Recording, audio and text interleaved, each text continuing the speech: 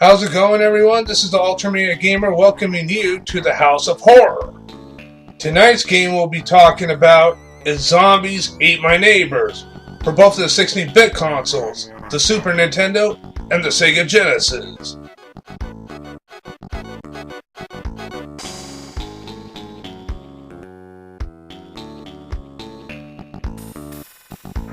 The Sega Genesis version, which I don't have a case for, as you can see, I currently own. But the Super Nintendo one, I'm borrowing from my best friend Joe. Special thanks to him. This review is also a special request from a dear friend of mine on Facebook, Jada Crockwell, who's also a professional at building Scream Queen dolls, such as this Return of the Living Dead doll, Tina, which is portrayed by Beverly Randolph, who's also a very dear Facebook friend of mine. We actually talk a bit on at times, and I hope to meet her in person one day. She's the only Scream Queen out of the Return of the Living Dead ladies I haven't met yet. I met Linnea Quigley and Jewel Shepard about 3 years ago at the Seattle Crypticon, and I hope to meet the rest of the crew one day. Anyway, that was a special request from Jada, and just want to show you what she does for a living. Okay, back to the game. The game was released in September of 1993 in North America for both consoles, developed by LucasArts and published by Konami. Right off the bat, as you can see the cover, it looks more like a vintage 1960s horror film style poster. But after you boot up the game, it pops up as this vertical thing to get your head spinning around in circles with this wonderful chilling intro music. The intro and the music's already telling you're in for a big surprise. And a big surprise is quite right. Well, you'll see what I mean. The game is a top-down run-and-gun shoot-'em-up with kids' toys. There's guns that look like water guns. In fact, they are water guns, but they're still deadly to zombies. Yeah, you play one or two kids as heroes. The protagonists are a boy named Zeke and a girl named Julie. Yep, those are the main two characters, and you can choose up to which one in one player. Or you can play two-player, which is much more easier and funner if you're playing two players, actually. Yeah, it's better if you play two players because the game gets more difficulty sooner or later. And from the looks of it, it looks more like a kid's horror game, which to me is fine. And Nintendo, of course, is more of a family-friendly type thing, and usually Nintendo censors their third-party versions all the time, especially before the ESRB was born. The version of Zombies Ate My Neighbors I'm going to be playing the most is the Super Nintendo version, which belongs to my best friend. Which is the current version I'm playing right now, by the way. The Super Nintendo version is the superior in between the two games on this round of third-party games, but I'm still more of a Sega Genesis fan over the Super Nintendo in certain ways, but I definitely love both 16-bit consoles for the most part, but I think the Super Nintendo version of Zombies Ate My Neighbors is actually the superior one to go. But I will be talking about the Sega Genesis version at the end. But right now I'm going to be doing this review through the Super Nintendo version. Restarting game. There's that awesome intro again. Now my head's spinning around in vertical. Damn, I love this music. The music in this game's been composed really well throughout the game.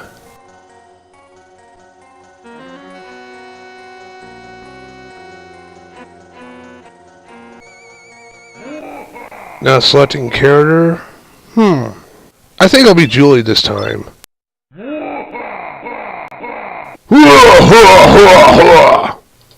Rescue the neighbors in level 1. Zombie Panic. You start out with the water Uzi as your default weapon. You will also come across ridiculous but effective weapons such as exploding soda cans, which pretty much is grenades. You also have inventory such as health packs, keys, special mystery potions, and others. As you can see here, I used a key to open the door to rescue the baby. That's what those keys are mainly for, is to open these doors. You don't need the keys to open the cabinets, though. Now, walking around, there's a dog I saved. 2 pathetic cheerleaders. I don't know why I'm saving them since they rejected me in high school. There's the trampolines that do come in handy when you're jumping over a yard to yard. Here's a guy on the tube in the swimming pool, enjoying himself. Is he fully aware that this outbreak is going on and he's just having a fun time enjoying the pool? I think he knows. He's just either being selfish or lazy, or he thinks the zombies can't get in the water or something. I don't know. Actually, all neighbors stand there to pretend to be dumb and don't know what's going on, waiting for either one of us to touch them. The main objective for each level is to rescue as many neighbors as you can by touching them before the zombies do. You don't have to rescue all of them, but the more you rescue, the more points you get. If you rescue all of them in the level, you get more bonus points. And once all the neighbors have been touched, the exit door appears. A magic exit door, should I say.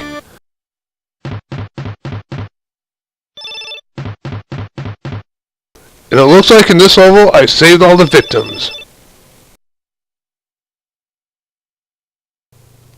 Level 2. Evening of the Undead.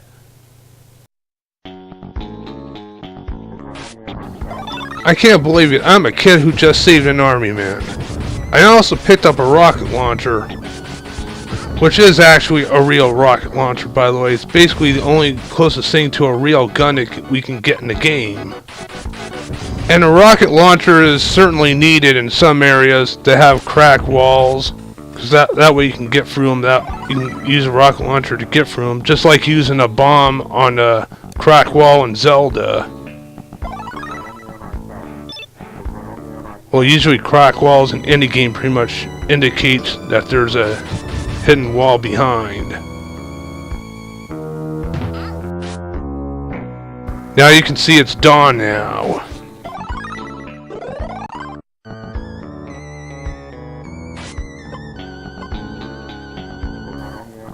For instance, rocket launchers are good use for areas like that. Just saved a baby and picked up a magic potion. Ah! Somebody came out of a closet to spook me out.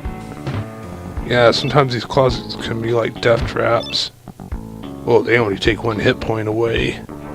It seems like these walls have a lot of cracks in them, and I'm not going to use all my rockets for that. Using the fire extinguisher. Yeah, fire extinguisher only freezes them up, they don't kill. It freezes them up so it'll make it easier for you to kill them. Now I'm using these exploding soda cans, which are actually grenades. Okay, let's hurry this up. Level 3. Terror in Aisle 5. 2 fearless army dudes. I don't know why the hell are army dudes being fearless while a little schoolgirl goes around trying to save the world. There's these shoes that make you walk faster. And these cheerleaders again.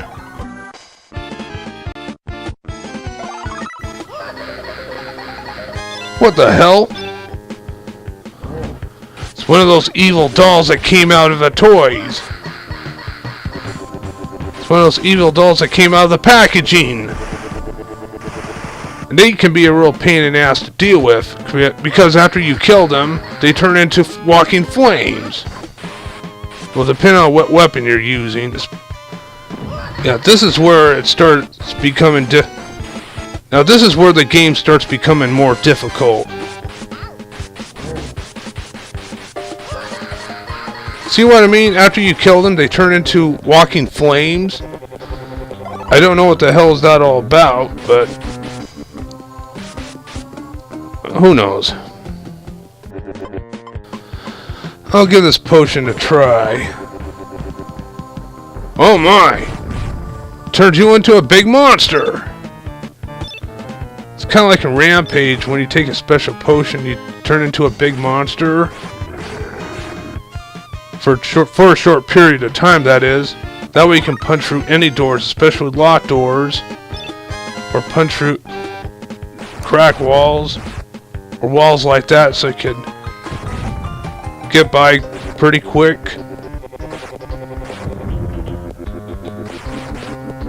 And you can pretty much kill any enemy instantly. Now I'm back to normal again, which is the weakest part. I guess I'll give berries a try. I'll see how these work. They do the damage. What the heck? I wonder.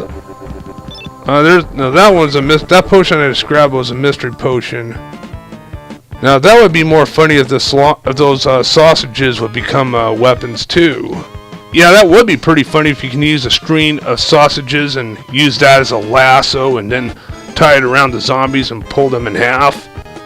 That would be quite amusing. Pretty much they always seem to explode though. No matter what weapon you use, even a water gun makes them explode. Level 4! Chainsaw Hedge Maze Mayhem. Let there be mayhem. Now this is pretty much rip out of the Texas Chainsaw Massacre.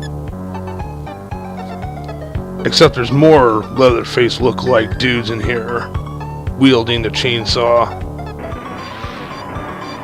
Yeah, they can saw pretty much through anything. I just used the speed shoes so I can go faster. I don't know how you can kill these bastards, but you can always knock them down or slow them down, whatever, but you can't kill them. I think you probably can kill them, but I never really tried hard enough at this game. Every weapon you try to use against these guys, even a rocket launcher would slow them down. Well, any weapon would slow them down, but you can't kill them. As you can see, I'm using the decoy clown blow-up dolls, so that way you can distract them while I run the other way. It's pretty funny too.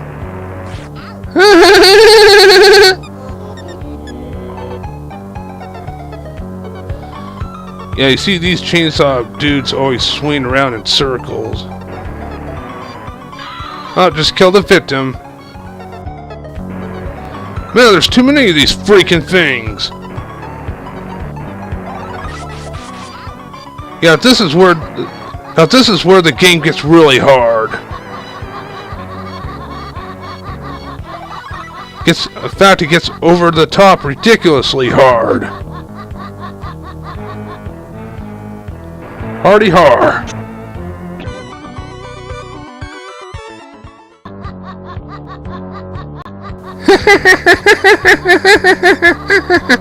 Trying to use that potion. See, oh, too freaking late. And that was my third life too. Yeah. As you can see, the purple ooze is coming down saying, game over.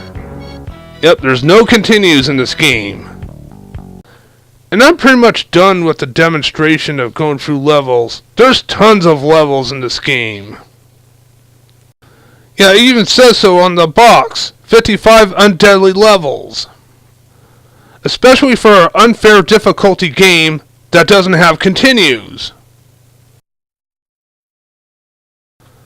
But the good news is, this game has passwords. Not exactly for all levels, but for most of them. And it's really simple too, just 4 letter spaces. It's not like one of these early games you have to type in a long ass password that takes about 5 minutes or maybe 10.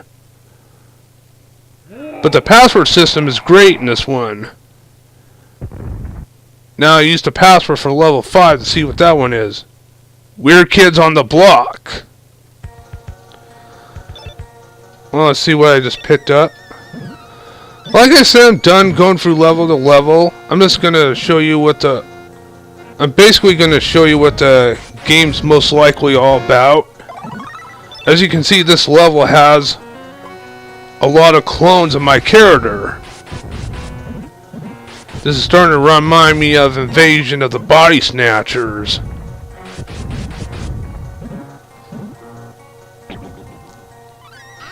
Oh, looks like those are deadly plants.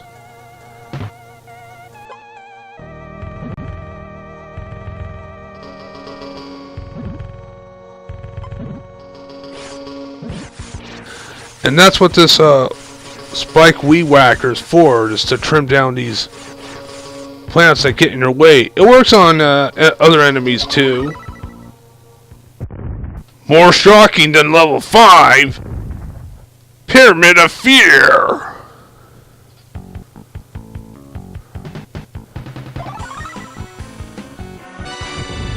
Now I got these dish plates here. This game's pretty silly. Oh yeah, we're in a tomb. I should expect mummies to be in there. I begin to wonder that the name of the game, Zombies Ain't My Neighbors, is kind of misleading because it's not just zombies. They should call it Monsters Ain't My Neighbors. Well, not exactly that either, because not all monsters eat people. They should have called it Monsters Destroy My Town or something. Well, like I said earlier, this game is full of surprises.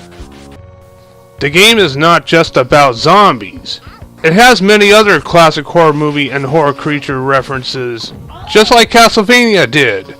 But if I tell you every detail about each references, then I'll be talking about it forever. And I haven't digged much into this game because this game was never one of my top favorites. It hasn't been one of my top favorites because unlike episode 2 of the House of Horror, where I was talking about my memories with Ghosts and Goblins and Castlevania, I didn't have much of a memory with Zombies Ain't My Neighbors. The game can be too much for me, especially one player. I'll possibly get into doing a Let's Play for the Zombies Ain't My Neighbors game with a friend in 2-player mode, of course. Someday. Now I want to talk about the pros and cons for Zombies Ain't My Neighbors. The pros. The game has quite a bit to offer. It's a parody of many classic horror films with classic horror movie monsters. Plus it has excellent music to fit the game style, a much simpler password system, and 55 undeadly levels. The cons. The weapon accuracy and hit detection is not great, and it's quite dated for today's standards. The game can also get boring after a while. Well, for me that is. It gets difficult really fast.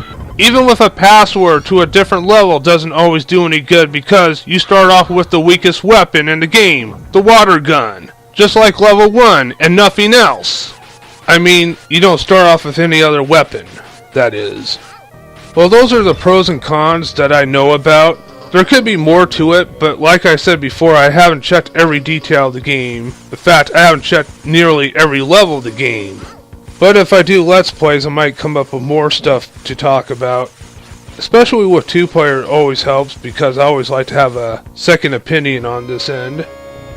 So playing this game with a friend or a relative in 2-player mode is more of a recommended way to play the game, and much funner, and easier.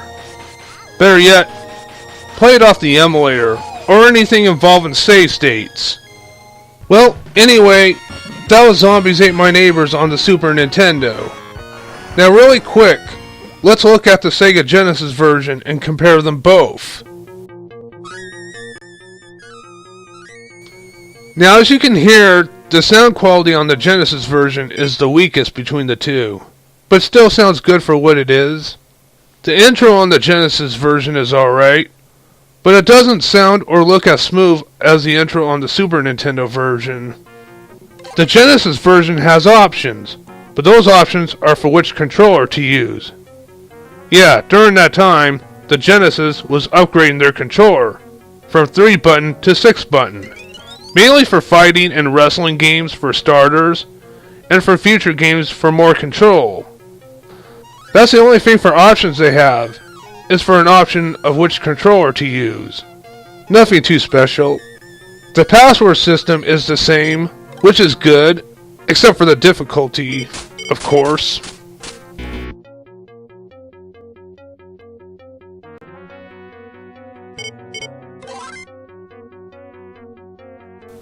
Now selecting character, I decided to go with Zeke. That was a weak laugh. The laugh on the SNES version's better too.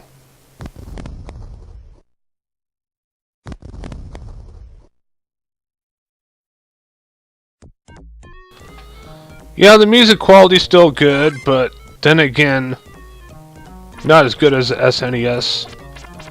The Genesis version also has a smaller screen from the looks of it, because there's a black bar that has all the HUDs on it. The HUDs on the Super Nintendo are displayed over the top. But the good thing about the Genesis one, you don't have to press a button to check up a radar, which is a good thing. But I would rather have a bigger screen for the most part, so I would say the Super Nintendo version's better on that half too. Okay, now let's demonstrate between the two versions.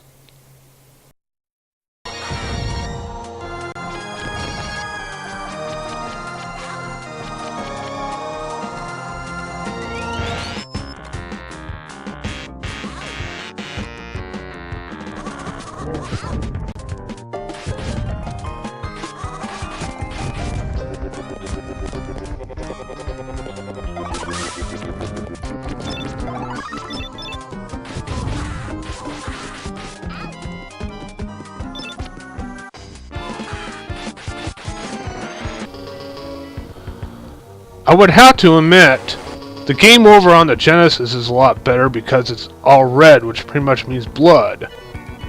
And on the Super Nintendo, it's all purple, pretty much means it's purple ooze.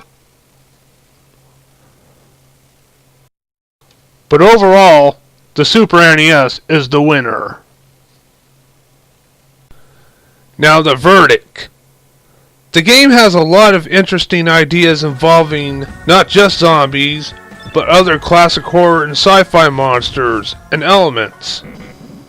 The music is fantastic, but the game is far from perfect, and the game can put you in a bad mood at times. But do I recommend this game? Well, it varies on if this genre is your cup of tea, and if you don't mind the difficulty, and if you can find the game on either console for a reasonable price, then I would say yes. The game on either console can be tough to come by these days. Mainly the Super NES version is the higher value between the two. Like I said earlier, I only own the Sega Genesis version, and I'm borrowing the Super NES version from a friend. Lucky him, he's got the superior one. Which is not a big deal, by the way. But the game is available on the Virtual Console for the Nintendo Wii or Wii U under the Super NES category for 800 points, $8. So if you own a Wii or a Wii U, that would be a cheaper way to go. Or if you can find a cartridge on either console for a reasonable price, I would say go for it. One more thing before I call the video. There was a sequel called Ghoul Patrol, but I never played that one. It was released in 1994 for the Super Nintendo, a year later after Zombies Ate My Neighbors. It was also set to release on the Sega Genesis, but for some reason, the Genesis version got scrapped, so it was exclusively on Super Nintendo. From what I heard about Ghoul Patrol, it was not as good as Zombies Ate My Neighbors, and getting a copy of Ghoul Patrol on the Super NES can be even more difficult to come by. But once again, it's also available on the Wii Virtual Console for $8. So that's the easier way of getting that one. If I ever come across Ghoul Patrol, I'll give you my thoughts on it.